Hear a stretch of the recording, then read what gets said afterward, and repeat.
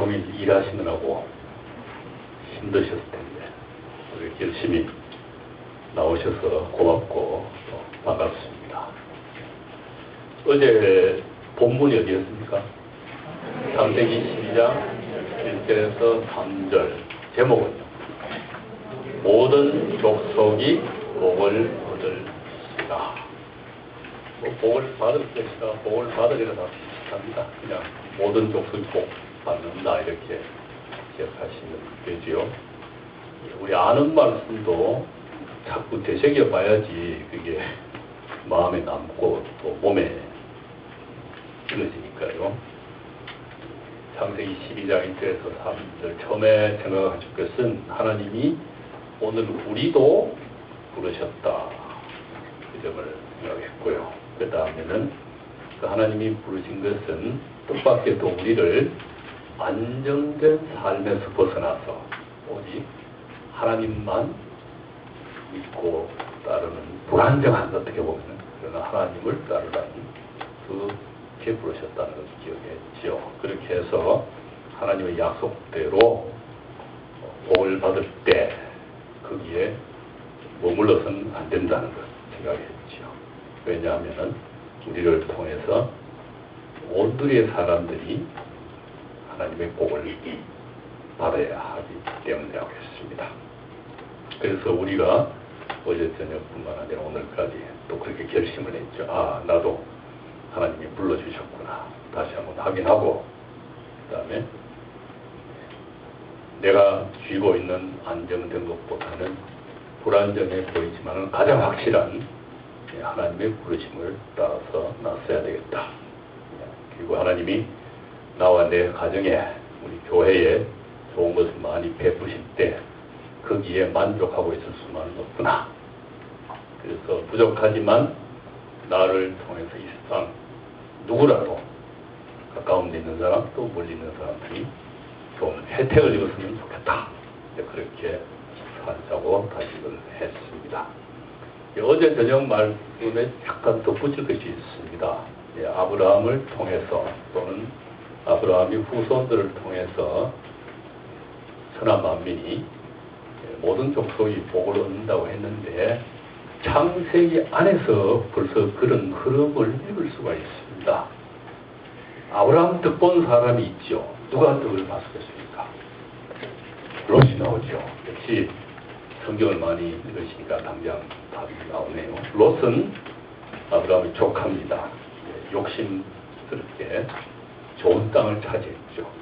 그러나 아브라함은 스승 않고 좋은 땅을 내주었습니다. 그뿐만이 아니고 주변 전쟁에 말려서 롯이 사로잡혀갔습니다. 그때도 아브라함이 나와서 구해냈지요. 또 소돔 고모라 멸망 때도 아브라함이 조카를 생각하면서 기도하는 걸 잘 알고 계시지요. 자, 롯 말고도 아브라함의 덕을 본 사람이 있습니다. 예, 잊어버리기가 쉬운데요. 애굽 여인 하갈이 있습니다. 사라의 몸종이죠. 그리고 그의 아들이 이스마엘이죠. 이 모자도 아브라함 덕을 보았습니다.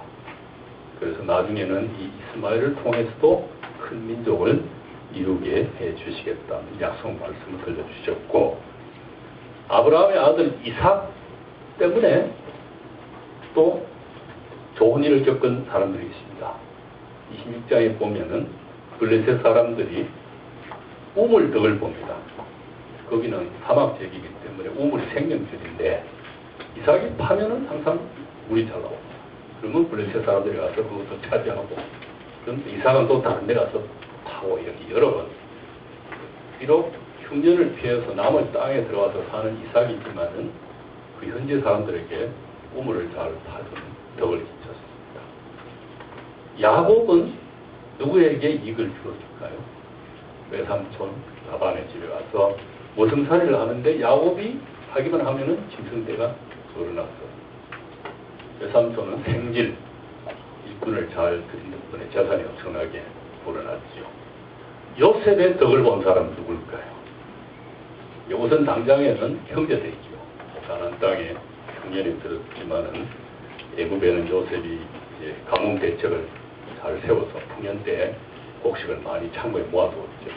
그래서 넉넉하게 가지고 있어서 형제들을 먹일 수 있었고, 그뿐만 아니라 이집트 사람들, 애굽 사람들과 그 주변에 있던 여러 나라 사람들도 먹여 살릴 수 있게 되었습니다. 이쯤 되면은 창세기 12장 3절 끝에 모든 족속이 너로 말미암아 복을 얻을 것이라는 그 약속이 먼 훗날에 이루어지는 것이 아니라 벌써 아브라함 때부터 쭉 이루어지고 있다는 것을 알 수 있지요. 결국 창세기 흐름을 잡아주는 약속이라고 볼 수 있습니다. 그래서 제가 어제는 창세기를 공부하는 셈이 된다고 말씀을 드렸죠. 다시 한번 우리 각 사람, 우리 자신을 들여다보면 여러 가지로 부족하고 또 아픔과 슬픔과 괴로움이 있으나 여러모로 모자란 우리들이지만은 하나님은 이런 우리 한 사람 한 사람을 통해서도 우리 둘레 여러 사람들에게 복을 베푸신다.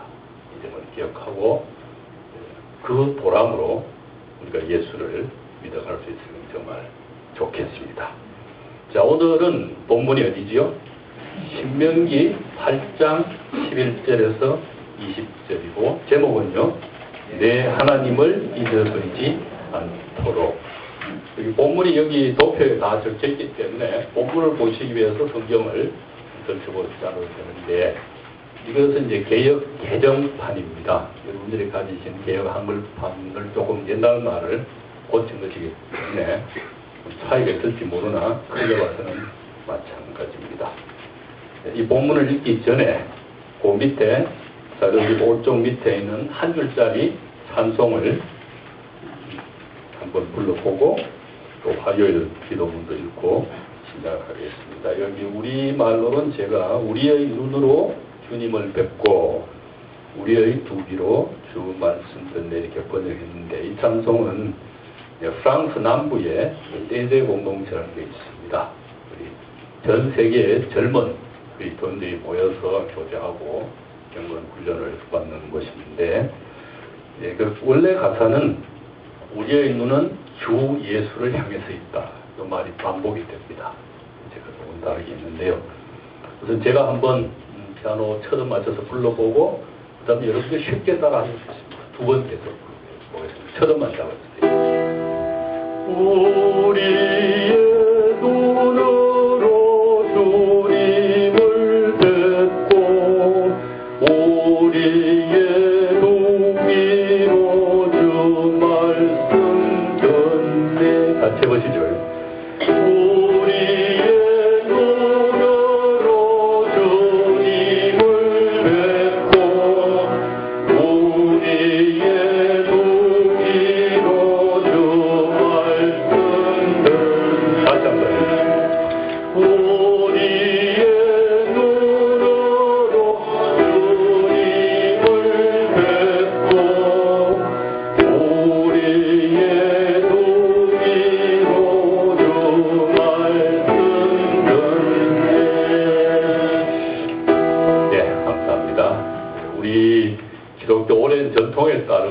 성경 봉독 전에 부르는 찬송이 원래 있습니다. 우리나라는 안 불러요. 이런 찬송은 성경 봉독하기 전에 부를 수 있는 찬송인데요. 또 이렇게 하고 성경을 읽으면 되는데, 우리는 기도문을 좀 보겠습니다. 15쪽 화요일 기도 제목이 거기 있죠. 굵은 글씨를 여러분들 읽으시고 15쪽에 화요일 0번입니다. 제가 읽고 여러분이 뒤에 읽으시면 되는데, 화요일 기도 제목이 이렇게 잡습니다. 나날의 이런저런 유혹 가운데서도 주님이 곁에 함께 하시도록.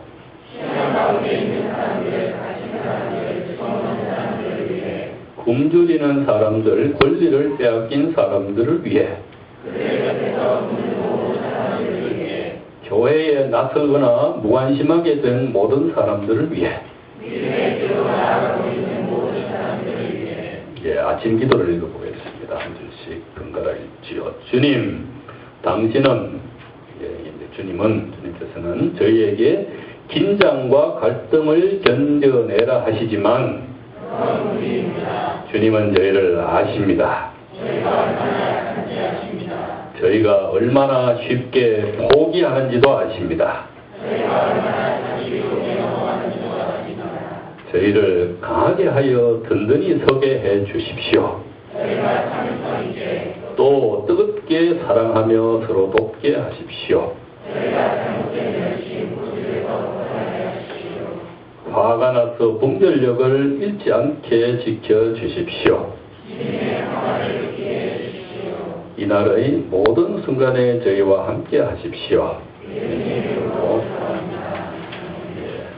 고맙습니다.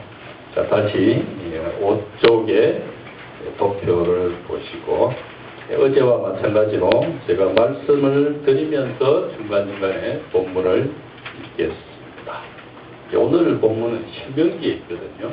신명기는 어떤 책이냐 하면은 애국 이집트에서 종살이하던 이스라엘 백성이 모세의 인도를 받아서 40년 동안 거친 들길을 거쳐오죠. 마침내 약속의 땅 가나안 문턱에 이르렀습니다.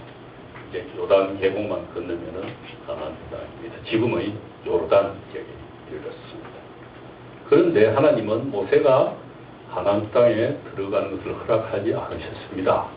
자, 모세는 그곳에서 나는 같이 못 가므로 너희들이 그 약속의 땅에 들어가서 어떻게 살아야 하는지 잘 알고 가거라, 이런 뜻에서 쭉 권고의 말을 합니다. 이것이 신명기입니다. 그런데 오늘 8장 본문에서 모세가 염려한 것은 딱 한 가지입니다. 이 이스라엘 백성이 이집트에서 나온 어른들은 거의 다 세상을 떠나고 제2세대 자손들, 출애굽 제2세대가 가나안 땅에 들어가서 하나님을 잊어버리지 않을까, 이 점을 모세는 매우 염려했습니다. 자, 여러분 그 도표에서 11절을 한번 보겠습니다. 그냥 제가 읽지요. 내가 오늘 내게 명하는 여호와의 명령과 법도와 규례를 지키지 아니하고 같이 그랬어요. 내 하나님 여호와를 잊어버리지 않도록 삼가할지어다. 조금 띄어서 그 셋째 칸에 14절에 가면은 내 마음이 교만하여 뭐라고 되어 있습니까? 내 하나님 여호와를 잊어버릴까 염려하노라. 19절 제일 밑에 칸에요. 네가 만일 뭐라고요? 내 하나님 여호와를 잊어버리고, 세 번씩이나 이스라엘 백성이 가나안 땅에 들어가서 하나님을 잊어버릴까 염려한다는 얘기를 했죠. 18절에는 굵은 글씨가 뭐라고 되어 있죠? 내 하나님 여호와를 기억하라. 잊어버리지 말라는 것하고 기억하라는 말은 같은 말이잖아요.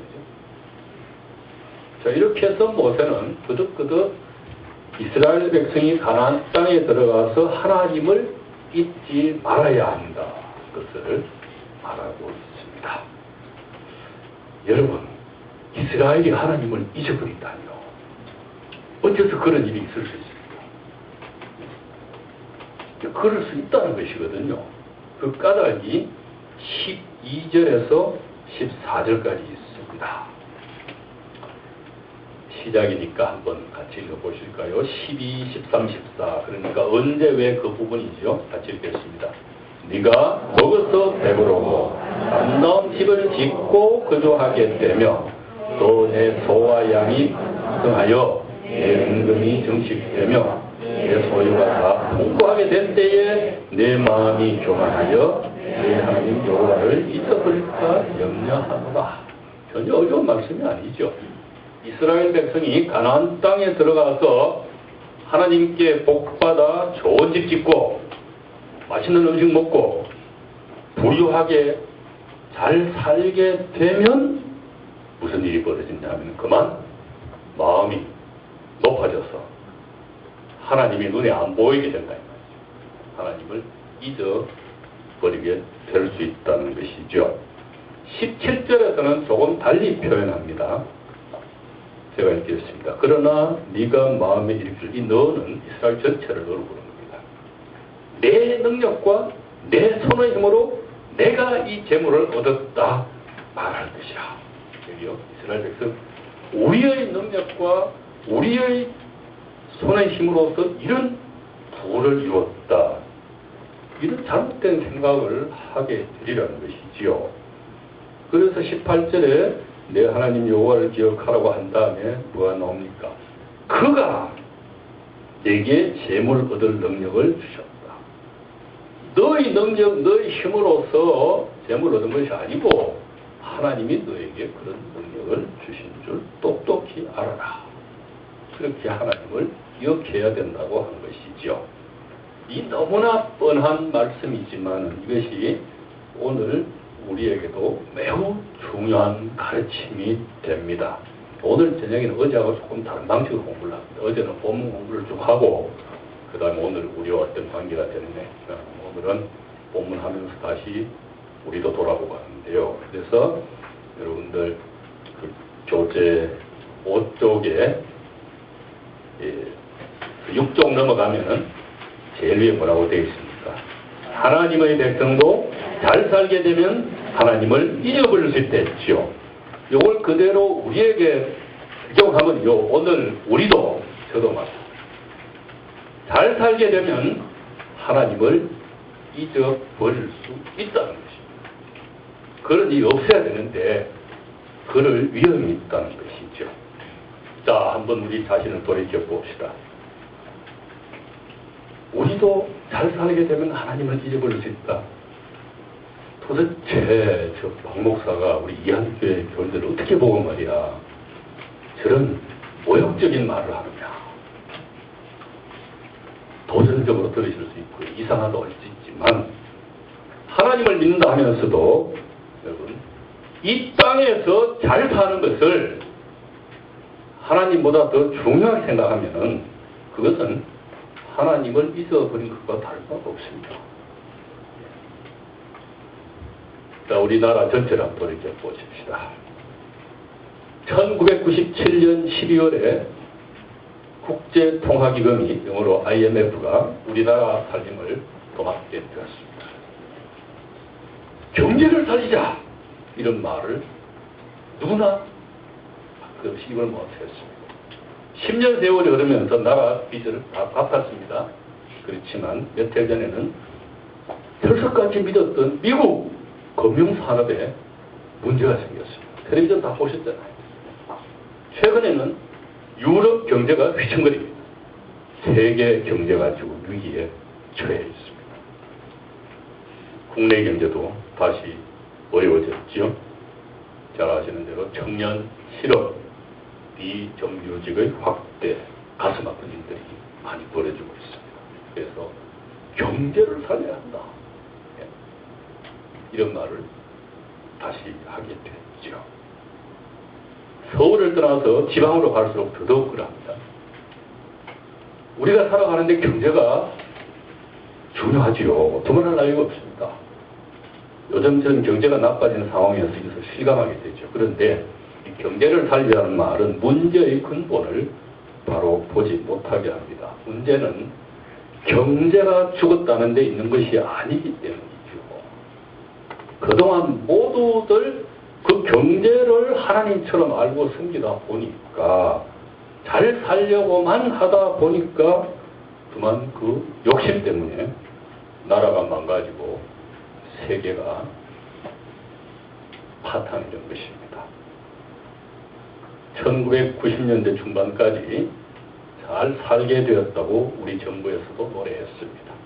기독교인들을 포함해서 일반 백성들도 그런 줄 알았습니다. 그래서 경제적으로 더 나은 생활, 더 높은 생활만 추구하다가 보니까 이젠 그만 그놈의 경제에게 발목이 잡히는 것입니다. 이런 상황에서 그 경제만 다시 살려놓으면 그전처럼 뽐내고 좋아하다가 다시 어려움에 빠지지 않는다는 보장이 없습니다. 여러분, 오늘 나라 안팎의 경제가 엉망이 된 것은 세계 상황이 나빠졌기 때문만은 아닙니다. 욕심에 눈이 어두워서 나라와 세계의 살림살이를 부딪힌 정치, 경제 지도자들은 두말할 것도 없고 예수 믿는다는 우리들조차도 어쩌면 하나님보다 경제를 더 중요하게 생각했기 때문이 아닌가 돌이켜보는 것입니다. 해방 이후 30, 40년 동안 온 국민이 피땀 흘려 일한 결과 우리 남한 경제가 크게 발전했지요. 그런데 한번 가만히 따져볼 필요가 있습니다. 우리 결에만 특별히 부지런하고 똑똑해서 그럴 수 있었을까요? 아닙니다. 제가 조금 세상을 돌아다녀 보는 바로는요, 이 세계에는 우리나라 사람 못지않게 부지런하고 똑똑한 민족들이 적지 않습니다. 남한의 경제 성장과 부흥은 우리를 불쌍히 여기신 하나님의 은혜로 이루어진 것이지요. 예. 그런데 남들이 한강의 기적을 이루었다고 하면 특히 좋아합니다. 역시 우리는 대단한 민족이다. 우리 한국 교회는 정말 훌륭해. 우쭐해져 있었죠. 오늘 경제가 다시 어려워졌으니 우리 그리스도인들과 교회들도 경제 살리는데 힘써야지요. 그렇지만 그보다 더 시급하게 우리가 살려야 할 것이 있습니다. 무엇일까요? 다름이 아니라 하나님만을 다시 하나님으로 모시고 받들고 섬기는 신앙이지요. 우리에게 중요한 것은 여러분 많은 생산과 번영이 아닙니다. 그런 것을 언제라도 주실 수 있고 또한 거두어 가실 수도 있는 하나님을 한결같이 굳게 의지하는 삶의 태도이지요. 어제 말씀도 그렇고요. 성경에 보면 하나님을 잘 섬겨 복을 받아 잘 살 수 있다는 내용이 많죠. 그렇지만 그런 말씀만 있는 것이 아닙니다. 가난과 궁핍 가운데서도 하나님을 더욱더 굳게 의지하는 믿음을 가르치는 말씀도 있습니다. 한번 찾아보실까요? 하박국 3장 17절부터 19절까지를 찾아보겠습니다. 하박국 3장 잘 아시는 말씀이지만 우리 영어서는 또 익숙하지 않기 때문에 같이 찾아보실 필요가 있는데요. 하박국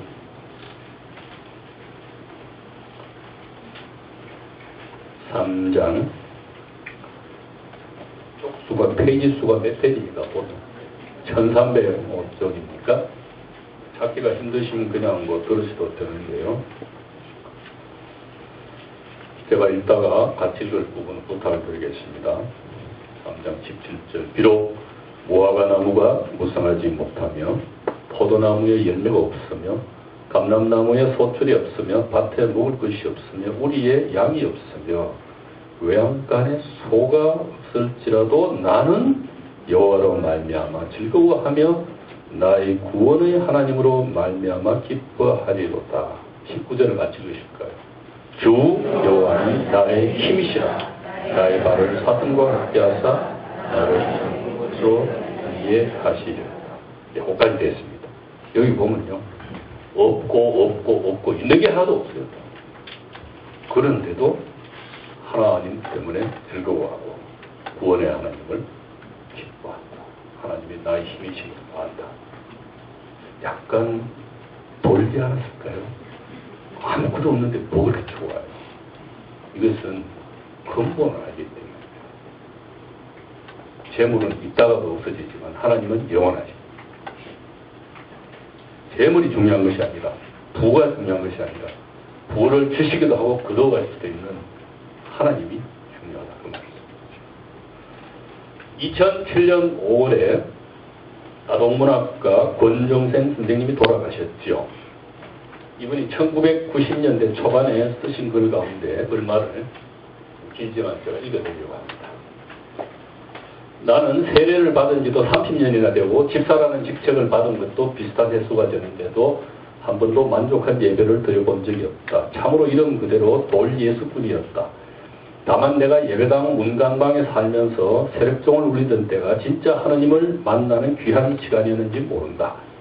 특히 추운 겨울날 캄캄한 새벽에 종들을 잡아당기며 유난히 빛나는 별빛을 바라보는 상쾌한 기분은 지금도 그리워진다.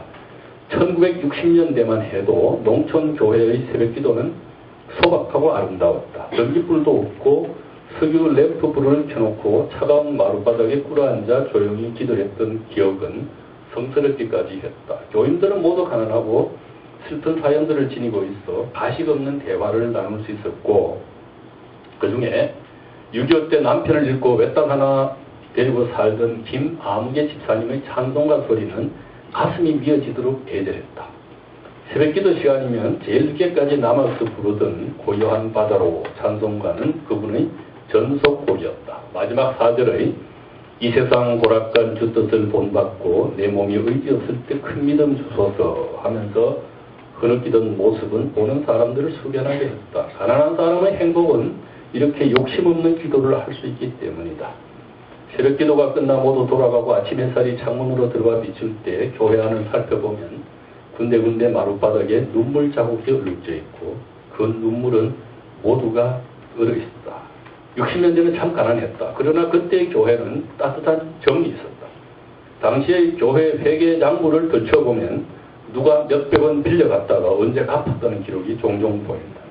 어려운 교인들에게 교회 재정에서 구워주고 되돌려 받기도 했던 것이다. 가난한 전도사님의 사례금은 말할 나위 없이 부족했고 심지어는 좁쌀 한 말, 쌀 몇 대가 전부일 때도 있었다. 중간에 좀 뛰어넘습니다. 전도사님은 손수산에 가서 나무를 해놨대고 무너진 교회 담장을 닦기도 하고 우물을 손수 탔다. 의뢰에 그렇게 하는 것이었고 그래서 교인들과 훨씬 인간적으로 사귈 수 있었다. 청년들은 밤마다 교회 문간방에 모여 가만히도 치고 책 읽기도 했다. 밤늦도록 일하다가 고구마를 삶아 먹기도 하고 날무를 깎아 먹기도 했다. 또 좀 넘어갑니다. 예배 시간에 헌금 봉투에 이름을 적어 바치는 그런 외식적인 것도 없었고 오히려 남에게 알려질까봐 부끄러워했다. 물질이 풍족하지 못해 그이가 몸으로 봉사했고 마음으로 정을 나눴다. 그래서 그때 기독교는 우리 한국민의 정서를 크게 다치지 않고 소리 없이 생활의 일부가 되었다. 지금도 가끔 이야기하지만 셋돌이라는 마을은 50여호가 살고 있는 산골 외딴 곳이다. 교회가 들어온 지 100년이 가까웠는데 60년대까지만 해도 그 마을 전체가 지상천국이었다. 좀 넘어가세요. 어쨌든 교회는 70년대에 들면서 갑자기 권위주의, 물질 만능주의, 거기다가 신비주의까지 밀려와서 인간 상실의 역할을 담당해야 했다. 조용히 가슴으로 하던 기도는 큰 소리로 미친 듯이 떠들어야 했고 장로와 집사도 직분이 아니라 명예가 되고 계급이 되고 권력이 되었다. 같은 목사님인데도 큰 교회 목사님과 작은 교회 목사님에 대한 차별이 생기고 도시교회 목사님과 농촌교회 목사님에 대한 인격적인 차이까지 생겼다. 인간 차별은 평신도들까지도 서먹서먹하게 만들었다. 겉으로는 웃으면서 인사를 해도 마음을 드러내놓고 얘기할 상대가 없었다. 하나님을 의지하는 믿음이 아니라 하나님을 이용해서 출세와 권력과 돈을 얻으려 하고 이것이 바로 그 사람의 믿음의 전부가 되었다. 예수 믿어 3년 안에 부자 못 되면 그건 문제 교인이 된다. 90년대. 그래서 이 글을 읽으면요, 많이 공감해요. 여기 보면 새벽 기도 마치고 말 위에 눈물이 얼어붙어 있어요. 저도 경험을 했거든요. 제 2년 시절, 50년. 예배당에 오면 그냥 엎어져서 울어요, 울어요. 너무 사는 것이 힘들고, 고달프고, 교회 간다고 얻어맞아서 다른 사람들이 굳이 있습니다.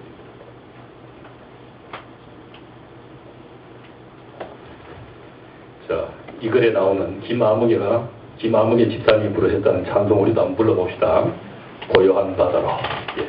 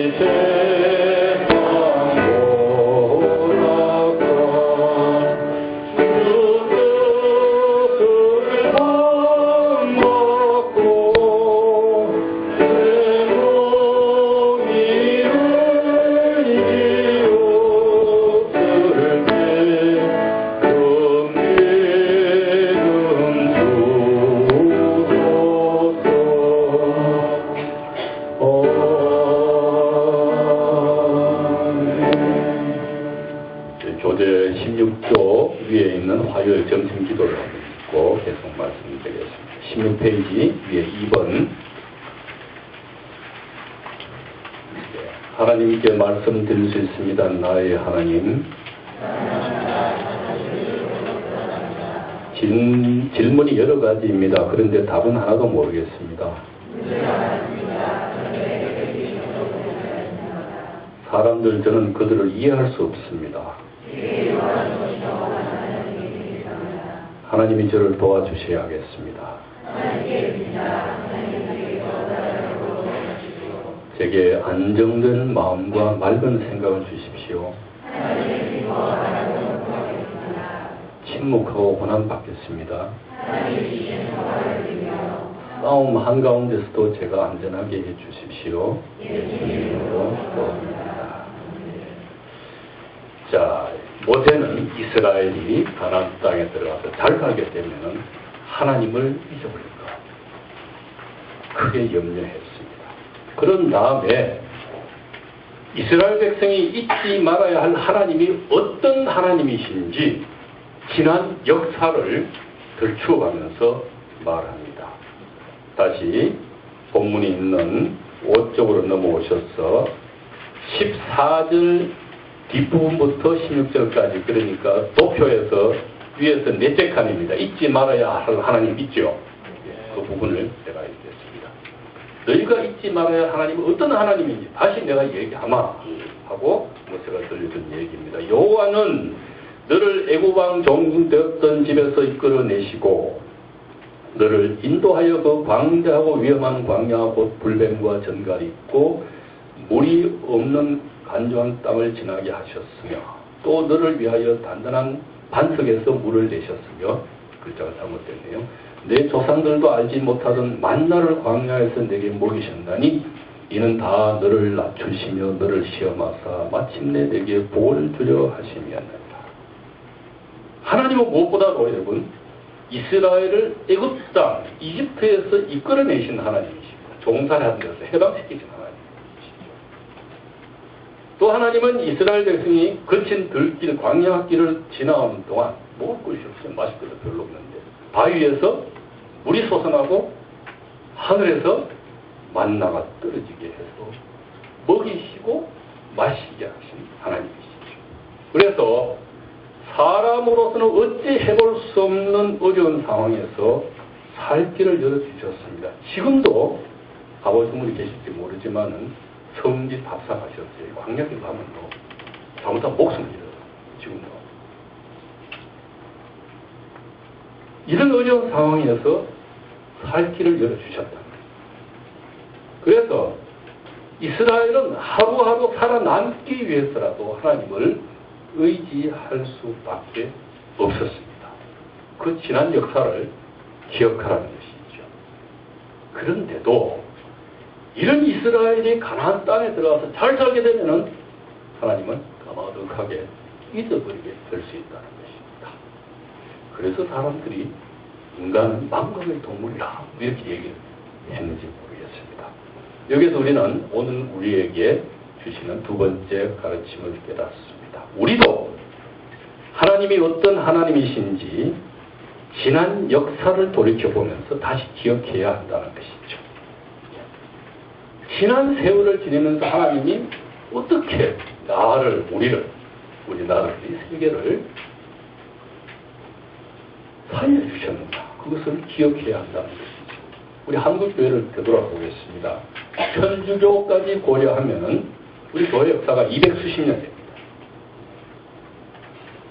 200수십 년 전부터 우리 교회가 복음을 듣도록 하나님이 은혜를 베푸셨죠. 그 뒤로 일제의 수탈, 해방 직후의 혼란, 한국 전쟁, 그 이후로 온갖 정변을 거쳐오게 하셨습니다. 이런 역사는 우리 교회의 출애굽 또는 광야 생활이라 할 만하지요. 그런 가운데서도 하나님은 우리 교회와 사회가 눈부신 발전을 이루어내게 하셨습니다. 그래서 40년 광야 생활을 끝낸 이스라엘이 가나안 땅에 막 들어서려고 했듯이 우리도 1990년대에 이르러서 이른바 선진국의 문턱에 뜻을 지져내기까지 이렇게 하셨습니다. 그런데 바로 그 단계에서 우리는 그때까지 우리에게 놀랍도록 큰 은혜를 베푸신 하나님을 서서히 잊어버리기 시작한 것이 아닌가 돌아보는 것입니다. 이제 우리는 지난날 우리 교회의 뼈아픈 고난을 통해서 하나님이 우리에게 무엇을 가르치시려고 했는지 다시 깨닫습니다. 한국 교회와 한국 사회가 제 홀로서는 하루도 목숨을 제대로 이어갈 수 없으니 마음을 낮추고 그저 하나님만 의지해야 함을 가슴 깊이 새기는 것입니다. 여기서 오늘 본문이 신명기 8장에 있는데요. 8장 앞부분 2절 3절을 같이 한번 보실 필요가 있습니다. 성경을 다 펴시. 신명기 8장 2절 3절 274페이지입니까? 꼭 펴주십시오. 중요한 부분이기 때문에 신명기 8장 2절 3절 제가 읽다가 같이 읽을 부분은 부탁을 드리겠습니다. 2절 제가 읽습니다. 내 하나님 여호와께서 이 40년 동안에 너에게 광야길을 걷게 하신 것을 기억하라. 이는 너를 낮추시며 너를 시험하사 내 마음이 어떠한지 그 명령을 지키는지 지키지 않는지 알려 하심이라. 너를 낮추시며 너를 줄이게 하시며 또 너도 알지 못하며 네 조상들도 알지 못하던 만나를 내게 먹이신 것을 같이 읽으실까요? 사람이 떡으로만 사는 것이 아니요 여호와 입에서 나오는 모든 말씀으로 사는 줄을 알게 하려 하십니다. 예수님이 빈들에서 40일 동안 굶주리셨죠. 마귀가 나타났습니다. 마태복음 4장 3절에 있는 내용이죠. 네가 예수 그대가 정말 하나님의 아들이거든 이 돌들에게 명령을 내려서 이 돌들이 다 빵이 되게 해봐. 우리말로 밥이 되게 해보라는 것이. 명절 때 먹는 떡이 아니야. 이 돌들 가지고 양식을 만들어 봐라. 예수님의 자존심을 건드린 얘기죠. 내가 하나님의 아들, 내 끝까지 가라 못할까봐. 이렇게 하면 안 되는 거거든요. 예수님이 뭐라고 하셨습니까? 4장 4절에서 사람이 떡으로만, 양식으로만 살 것이 아니고 하나님의 입으로부터 나오는 모든 말씀으로 살 것이라. 바로 신명기 8장 3절을 인용해서 마귀를 물리치셨죠. 오늘 예수 믿는 우리들에게 마귀는 말합니다. 너희가 하나님의 자녀이면 이 돌들을 빵으로, 양식으로, 돈으로 만들어 보아라. 너희가 참으로 하나님의 백성이라면 경제를 살려서 온 결례를 한번 민족을 살려봐라. 우린 뭐라고 대답해야 될까요? 우리 결례는 먹는 것만으로 사는 것이 아니라 하나님의 입에서 나오는 모든 말씀으로 산다. 우리 결례는 경제로만 살릴 수 있는 것이 아니고 하나님 말씀으로 살릴 수 있느냐. 이래서 하나님을 잊지 말라라는 이 말씀은 결국 하나님 말씀대로 살아라라는 뜻이 되지요. 이것이 오늘 본문의 마지막 셋째 가르침입니다. 오늘 우리가 하나님을 잊지 않고 지난 역사 가운데 놀라운 은혜를 베푸신 하나님의 뜻을 기억하려면 더욱더 부지런히 하나님 말씀 따라 살아야 한다는 것이지요. 이 8장 11절이 바로 이 점을 분명히 일러줍니다. 도표 5쪽에 11절을 같이 읽어봅시다.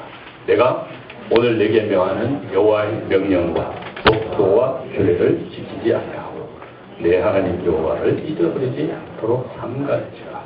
이 말을 뒤집으면 하나님을 잊지 아니하려면은 하나님의 명령과 법도와 규례를 지켜야 한다 그런 뜻이죠. 여기 하나님의 명령, 법도, 규례는 한마디로 하나님의 말씀입니다. 하나님을 잊지 않는다는 것은 결국 하나님 말씀대로 산다는 것이죠. 그러면은 하나님 말씀대로 산다는 것이 실제로 무엇을 의미하느냐는 것입니다. 하나님 말씀대로 사는 길, 성경 전체가 가르쳐주고 있죠.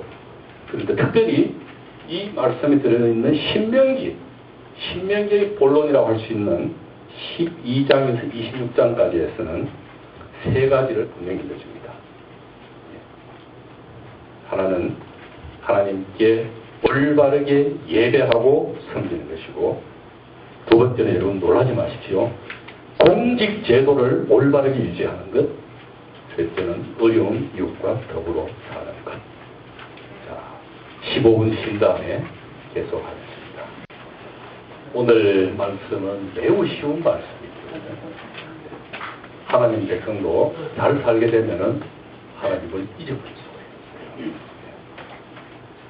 잊지 말아야 될 하나님은 지난 역사를 통해서 우리 개인과 가정과 민족과 세계에 엄청난 은혜를 베푸신 하나님이시죠. 그 하나님을 잊지 않는다는 것은 하나님 말씀대로 사는 것인데, 그 하나님 말씀대로 산다는 것을 신명기에서는 세 가지로 준비해서 6쪽에 나왔습니다. 6쪽 밑에 보면은 하나님 말씀을 따라 사는 것이 하나님 잊지 않는 길하고, 신명기 12장 16장까지의 세 가지 중심 내용 할 때, 첫째는 뭡니까? 하나님께 바르게 예배하기. 둘째는요, 제도 바르게 세우기. 그 다음에 셋째는 뭐가 있습니까? 더불어 나가기. 자, 오늘은 어제와는 달리 후반전이 좀 힘듭니다. 왜냐하면 성경을 계속 읽어야 되기 때문에. 그런데 힘들 때는 편안하게 모른 척 가만히 계십니다. 그럼 제가 앞에 다 읽어드립니다. 자, 저녁에 피곤하신데 좀 긴장하지 마시고 편안한 마음으로 걸리는 대로 하시고, 여기에 성경 장절이 다 적혀 있잖아요. 그죠? 그럼 나중에 집에서 이렇게 한번 찾아보시면 돼요. 제가 특별히 설명할 게 별로 없습니다. 자, 그럼 맨 먼저 하나님께 바르게 예배하기. 이건 뭐 어떻게 보면 너무나 많이 들은 얘기인데요. 그래도 신명기에는 어떤 형식으로 나오냐 하면은 그냥 한번 읽겠습니다. 하나님이 정한 곳에서 예배하라, 이런 내용이 있고요. 우상 숭배하지 말라. 그 다음에 특별히 거짓 예언을 따르지 말라. 귀에 듣기 좋다고 그게 다 옳은 소리가 아니다 이 말이죠. 그렇듯하지만 나중에 따라가 보면은 하나님과 점점 멀어지는 일이 생긴다. 그건 거짓 예언이에요. 그리고는 11조 바치는 것, 그 다음에 3대 명절 지키는 것. 이건 너무나 잘 알기 때문에 제가 일일이 읽지 않습니다. 그래서 이 말씀을 따르면 오늘 우리도 하나님을 잊지 않으려면은 우리 상황에 맞게 늘 바르게 예배하고 교회 생활을 부지런히 하는 이 부분은 그냥 넘어가고요. 두 번째, 뜻밖에도요, 공직 제도를 바르게 세우기. 이것이 하나님 말씀대로 사는 길이라는 것입니다. 신명기 16장 18절부터 18장 22절까지 있는데요. 조금 이따 찾겠습니다. 거기 보면은 이스라엘 사회 지도층 중에 제일 처음에 나오는 것이 재판관, 법관, 요즘 말하는 판사. 뜻밖이죠. 성경의 판사예요. 법관은. 그 다음에는 임금이, 왕이 최고 통치자. 그리고는 이제 제사장, 레위인, 예언자에 관한 율법이 16장 뒤부터 18장까지 쭉 갑니다. 이 좀 가슴에 얹혀있는 뜻과 물을 좀 내리기 위해서 찬송을 하고 아까 우리 배웠던 그 5쪽에요. 우리의 눈으로 주님을 뵙고 우리의 도기를 주말했습니다. 두 번만 딱 부르겠습니다. 우리의 눈으로 주님을 뵙고 우리의 동의로 주 말씀 듣네. 우리의 눈으로 주님을 뵙고 우리의 동의로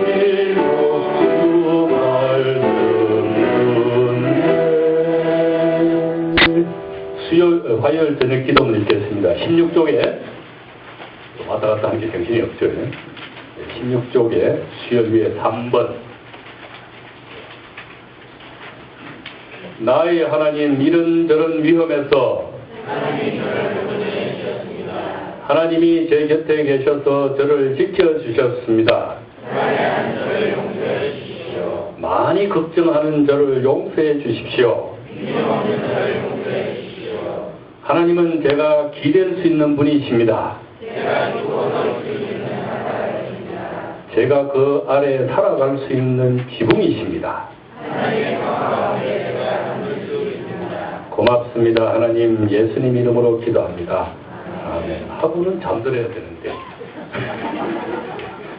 우리는 또 성경을 읽습니까?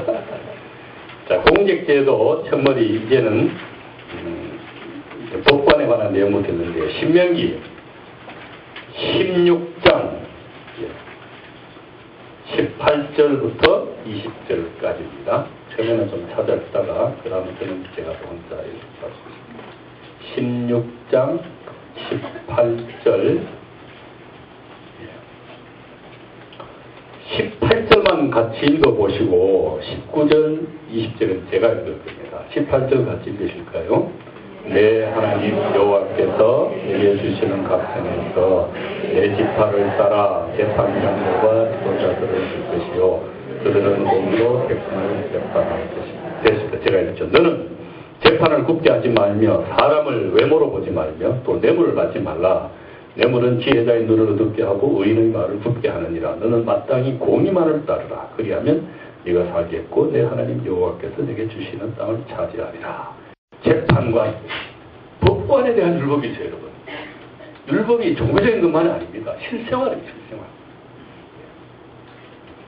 법관은 재판 당사자의 사회적 지위에 상관없이 저 사람이 권력자다, 아니면 가난뱅이다, 서민이다, 이런 거 따질 것 없이 공정하게 하나님의 뜻을 따라서 판결해야 된다는 것이죠.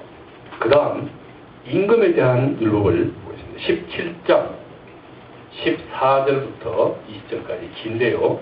제가 쭉 읽다가 같이 읽을 부분을 부탁을 하겠습니다. 17장 14절 네가 네 하나님 여호와께서 내게 주시는 땅에 이르러 그 땅을 차지하고 거주할 때에 만일 우리도 우리 주위의 모든 민족들 같이 우리 위에 왕을 세워야 하겠다는 생각을 하거든 반드시 내 하나님 여호와께서 택하신 자를 내 위에 왕으로 세울 것이며 내 위에 왕을 세우려면 네 형제 중에서 한 사람을 할 것이요 네 형제 아닌 타국인을 내 위에 세우지 말 것이며 그는 그렇죠 병마를 많이 두지 말 것이고 병마를 많이 얻으려고 그 백성을 애국으로 돌아가게 하지 말 것이니 이를 여호와께서 너희에게 이르시기를 너희가 이후에는 그 길로 다시 돌아가지 말 것이라 하셨으며 17절 그에게 아내를 많이 두어 그의 마음이 미혹되게 하지 말 것이며 자기를 위하여 은금을 쌓지 말 것이니라. 18절 19절을 같이 읽으십시다. 그가 왕위에 오르거든 이 율법서의 등사본을 레위 사람 제사장 앞에서 책에 기록하여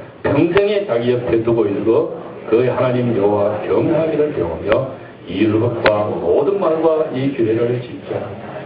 20절 제가 읽습니다. 그리하면 그의 마음이 그의 형제 위에 교만하지 아니하고 이 명령에서 떠나 좌로나 우로나 치우치지 아니하리니 이스라엘 중에서 그와 그의 자손이 왕위에 있는 날이 장구하리라. 여러분 이스라엘 백성을 다스리는 임금은 많은 군사력으로 병력으로 자신의 권력을 유지하려 해서는 안 된다는 것입니다. 자신의 쾌락을 위해서 살거나 거만하게 백성을 불려해서는 안 되고 무엇보다도 하나님의 가르침을 따라 백성을 잘 보살펴야 한다는 것입니다. 오늘 우리 시대에 이런 통치자가 있나요? 네. 그 다음에 지금 법관과 임금을 얘기했죠. 그 뒤에 이제 레위인 예언자에 관한 내용이 쭉 나오지만은 이 부분 읽지 않겠습니다. 우리가 잘 알기 때문입니다. 자, 이렇게 해서 이 신명기 율법에서 재판관, 임금, 제사장, 레위인, 예언자에 관한 내용을 읽어보면 오늘 우리 교회와 그리스도인들도 여러분 우리 사회와 교회의 공직제도 사회 공직제도를 우리 교회의 이 중직제도를 바르게 유지하는 데 깊은 관심을 가져야 함을 깨닫습니다. 나는 골치 아파 혼자 예수만 잘 믿을 거야.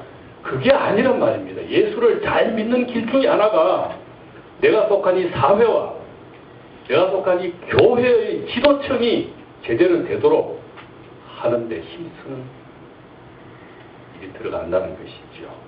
이것도 하나님 말씀대로 살아가는 길이에요. 예배 잘하는 것만 하나님 말씀대로 사는 게 아니고 그거는 너무나 당연하고. 더 나아가서 이 신명기율법에는요, 예배와 공덕에 관한 것뿐만 아니라 일반 사회생활에 관한 규정도 많습니다. 그 가운데 특히 어려운 사람들을 잘 돌보아야 한다는 말씀이 자주 나옵니다.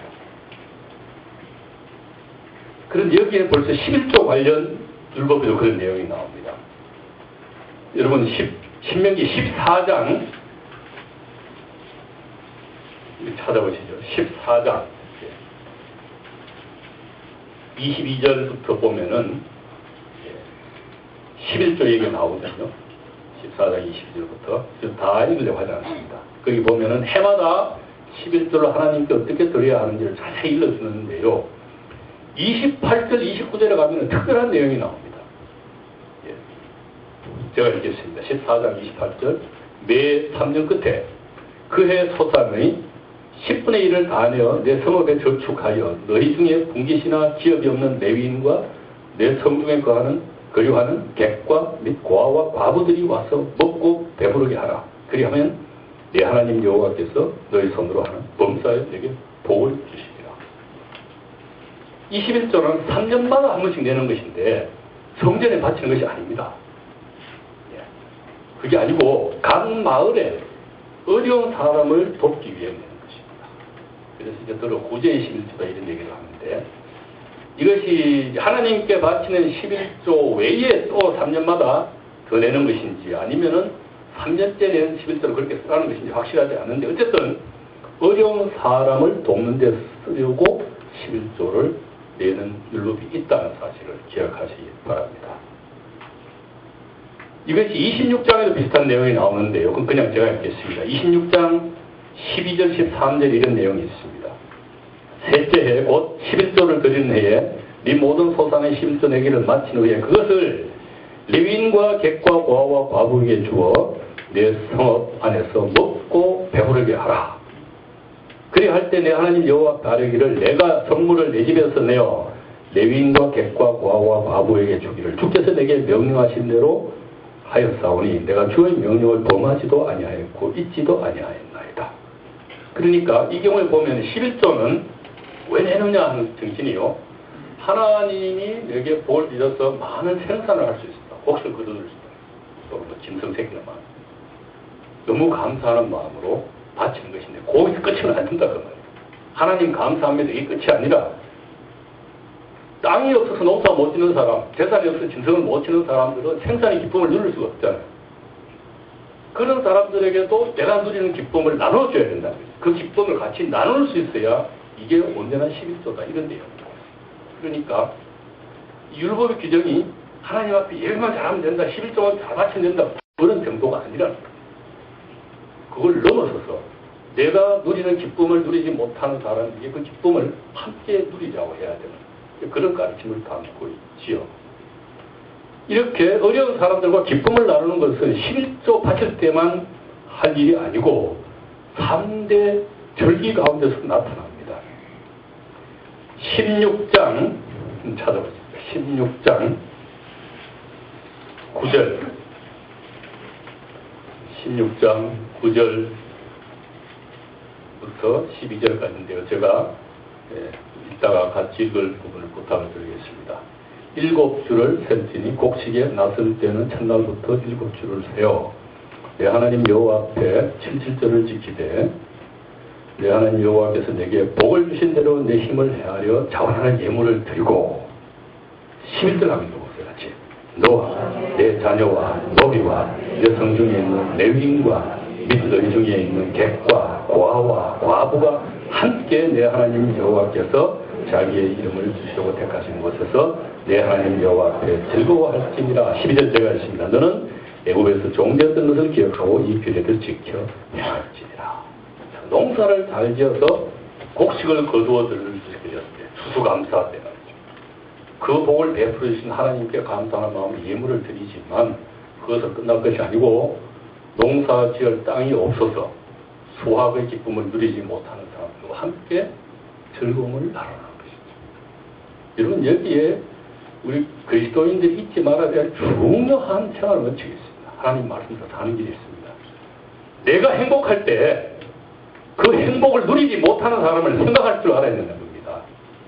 내가 건강할 때 아픈 사람을 기억할 수 있어야 돼요. 내가 성공했을 때 실패한 사람의 아픈 마음을 생각할 줄 알아야 됩니다. 내 자녀가 취직했을 때 취업 못한 가정을 생각할 수 있어야 돼요. 그게 하나님 백성이 살아가는 방법입니다. 하나님 잊지 않는 길이에요.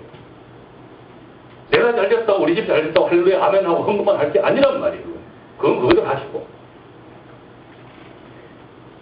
중요한 말이죠.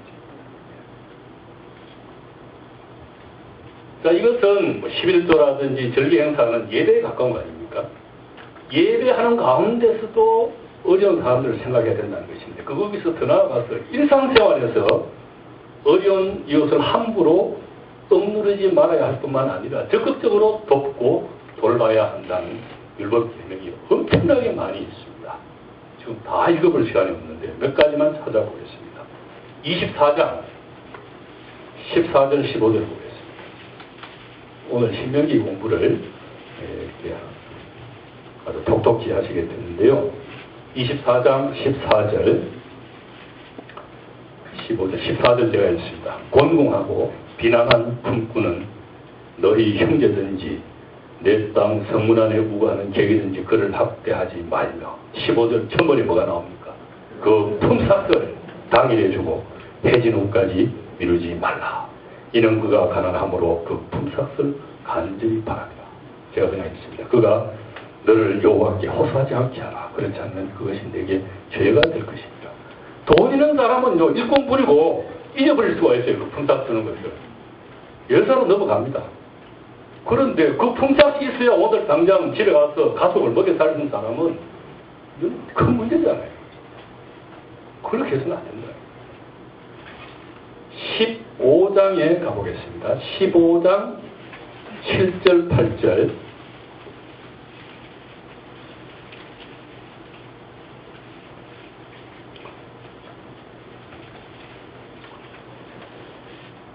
그냥 제가 읽겠습니다. 내 하나님 여호와께서 내게 주신 땅 어느 성읍에서든지 가난한 형제가 너와 함께 거주하거든 그 가난한 형제에게 내 마음을 완악하게 하지 말며 내 손을 움켜쥐지 말고 반드시 내 손을 그에게 펴서 그에게 필요한 대로 쓸 것을 넉넉히 구워주라.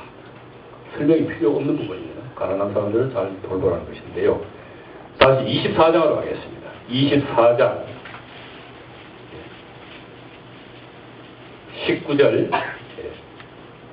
24장 19절에서 제가 이따가 같이 읽을 부분을 부탁드리겠습니다. 24장 19절 네가 밭에서 곡식을 벨 때에 그 한 뭇을 밭에 잊어버렸거든 다시 가서 가져오지 말고 나그네와 고아와 과부를 위하여 남겨두라. 그리하면 내 하나님 여호와께서 내 손으로 하는 모든 일에 복을 내리시리라.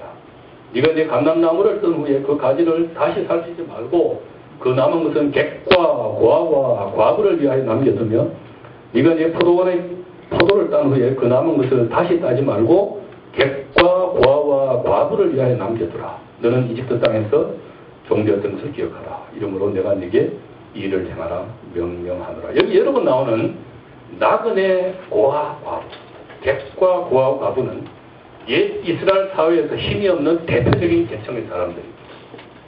여기 나그네 객이라는 것은 여행하는 사람이라는 뜻이 아닙니다. 천재지변, 고향에 뭐 홍수가 났다든지 가뭄이 들었다든지 아니면은 정치 경제적인 어려운 일로 어쩔 수 없이 정든 고향을 떠나야 했던 사람들. 그래서 낯선 이스라엘 땅에 와서 빌부터 사는 외국인들을 말합니다. 망명계 같은 존재들이에요. 주물이 이전노동자들 같은 존재들이죠. 이런 사람들은 토박이들에게 무시당하기 쉽습니다. 아무 권리를 주장할 수 없어요. 법적인 보호가 전혀 없는 사람들입니다. 고아, 자기를 지켜줄 어른들, 어버이가 없는 아이들이죠. 권리를 빼앗기기 쉽습니다. 아버지 엄마가 돌아가시니까 삼촌이 내 재산을 다 뺏어갔다. 이런 얘기도 있잖아요. 과부, 남자가 있어야 되는데 그 울타리가 없는 여인. 억울한 일을 겪을 수 있습니다. 거기 지금 읽으신 24장 17절 18절을 보시면 이렇게 되어 있습니다. 너는 객이나 고아의 송사를 억울하게 하지 말며 과부의 옷을 전당 잡지 말라.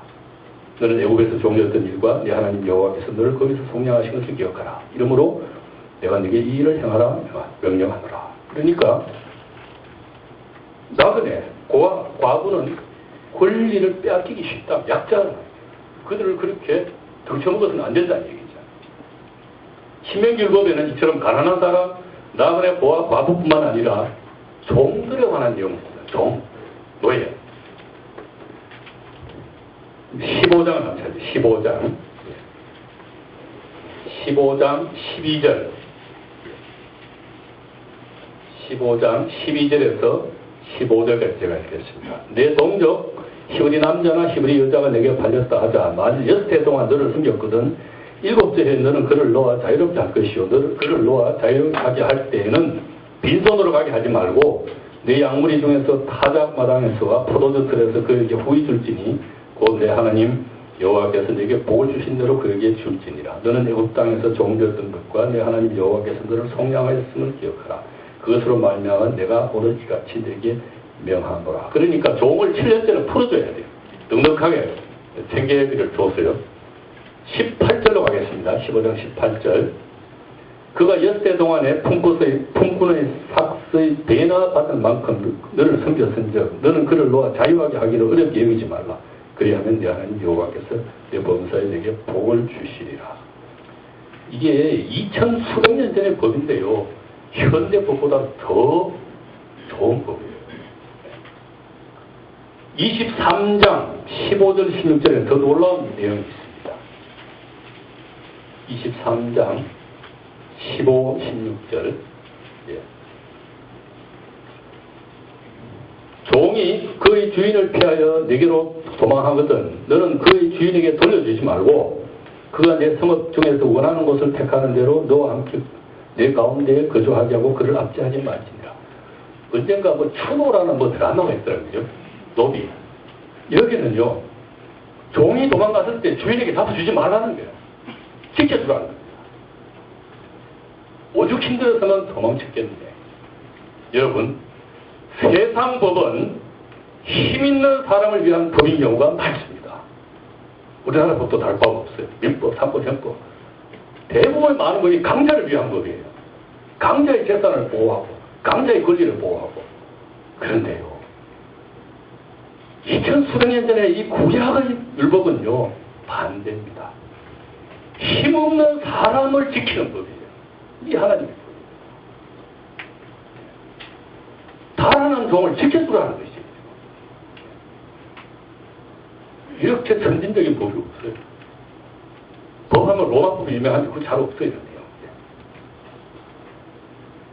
심지어 전쟁 포로로 잡혀온 여인조차 정중하게 대접해서 아내로 삼으려면 모든 예의 절차를 갖추라는 말씀이 21장에 나옵니다. 좀 읽는 시간이 없습니다. 이처럼 하나님의 백성은 날 품팔이꾼, 가난한 사람, 이방 나그네, 고아, 과부, 종, 전쟁 포로 등의 사회적 약자들을 억누르지 말아야 할 뿐만 아니라 그들도 하나님 백성의 공동체에서 더불어 살아갈 수 있게 배려하라는 것이 신명기 율법 규정입니다. 굉장히 많아요. 이것이 하나님 말씀대로 사는 길이라고 일러주는 것이죠. 이런 신명기 율법을 읽다 보면 오늘 하나님 말씀대로 사는 우리 그리스도인들도 내가 예배 잘하고 전도 잘하고 교회 생활 잘하는 것으로 만족할 수 없음을 깨닫게 됩니다. 어제 했던 얘기 같거든요. 내 혼자 하나님 복받아 잘 살게 된다. 거기서 머무를 수가 없습니다. 우리는 우리 자신이 어려운 상황에 있다 하더라도 나보다 더 어려운 사람들을 보듬으며 그들의 손을 잡고 함께 행복하게 살려고 힘쓰지 아니할 수가 없습니다. 여러분, 오늘 이 세계에서는요, 국민 소득이 얼마냐를 두고 선진국, 후진국을 나누더라고요. 뭐 2만 불이 어떻고. 세상에 성경의 가르침은 그렇지 않습니다, 여러분. 제가 성경을 읽은 대로는 한 사회에서 어려운 사람들이 얼마나 잘 대접받느냐 하는 것이 선진국, 후진국을 판단하는 잣대가 됩니다.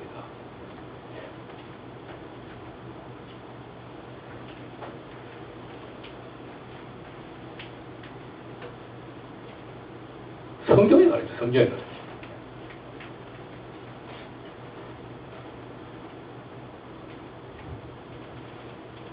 그런 만큼 우리도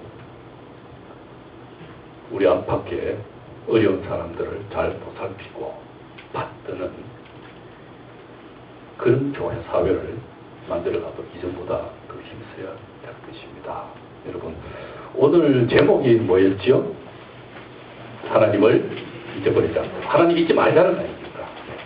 여러분, 오늘의 경제위기는 우리 자신을 낮추고 오로지 하나님만 의지해서 행복한 교회, 행복한 가정, 행복한 결혼, 행복한 세상을 맛보게 하려고 하나님이 주신 좋은 기회입니다. 맨날 짜증내고 원망하고 불안해할 것이 아니에요. 정말 참 행복이 어디인지를 가르쳐주는 기회라고요. 경제 자체가 우리에게 행복을 가져다 줄 수 없는 걸 깨우쳐주는 기회라고 그러죠. 따라서 경제 번영을 하나님처럼 섬긴 우리의 잘못을 깨달아야죠. 교회도 같이 갔어요. 교회도. 사회만 그렇게. 그리고 앞으로는 하나님 말씀을 따라 하나님만 최고로 모시기로 다시 다짐해야죠. 실천해 나가야죠. 하나님을 잊지 않고 하나님만을 어떻게 잘 모시느냐. 신명기에서는 3가지 얘기를 했어요. 첫째는 올바른 예배, 교회생활 당연히 들어가는 거예요. 그 다음에 기억하십니까? 공직 제도를 잘 세워가야 돼요. 여러분 투표할 때 정신 똑바로 차리고 하셔야 돼요. 안다고 막 찍어주지 마세요. 정말 어느 후보가 하나님의 뜻에 맞게 이 나라를, 이 지역을 다스려야 하겠어요? 여기 장로님 선거를 다 떠났다고 하는데 교회도 마찬가지예요. 어떤 분이 이 교회를 제대로 하나님 뜻에 맞게 다스려야 것이죠. 공직 제도가 잘못되는 것은 상당한 부분은 투표한 사람들 책임이 있어요. 원망할 게 하나도 없습니다. 이게 신앙생활의 한 부분이라고요. 신명기사. 예배도 열심히 하고 교회생활도 잘하지만은 사회교회 공직도 제대로 올바르게 세워라. 올바르게. 권력을 부리는 사람 하면 안 된다. 그리고 어려운 이웃과 같이 가지마. 교회가요, 귀족 사회가 되면 안 되지요. 우리나라 교회가 그런 위험이 있습니다. 그전에는 제가 말씀드렸지만 60년대, 50년대 다 가난했어요. 예배당 댕기나 사람이나 바깥으로 다 가난했는데 이게 한 50년 세월이 지나면서 교회 안에요 부자들이 많아졌어요. 그 자체는 나쁜 게 아니죠. 그런데 그 다음부터 담을 쌓기 시작하잖아요.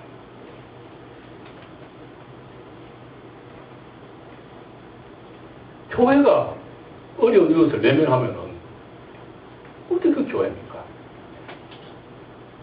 우리가 어려울 때 하나님이 예수 그리스도 보내서 찾으셨는데 오늘 내용은 너무 간단한 거죠. 잘 살면 하나님을 잊어버릴 수 있어요. 그러면 안 되잖아요. 우리가 잊지 말아야 하나님은 어떤 하나님이요? 지난 역사를 통해서 우리에게 엄청난 은혜를 베푸신 하나님. 그 하나님을 잊지 아니하려면 하나님 말씀대로 살아야 되는데 특별히 신명기에서는 3가지죠. 첫째는 예배교회 생활, 그 다음 공직자, 공직제도, 그 다음에는 어려운 이웃과 같이 살아가는 거. 간단하죠. 특별히 2번째, 3번째 엄청나게 중요합니다. 예배는 너무 우리 힘써버립니다. 자, 찬송 322장 세상의 헛된 신을 버리고 함께 부른 다음에 제가 기도하겠습니다.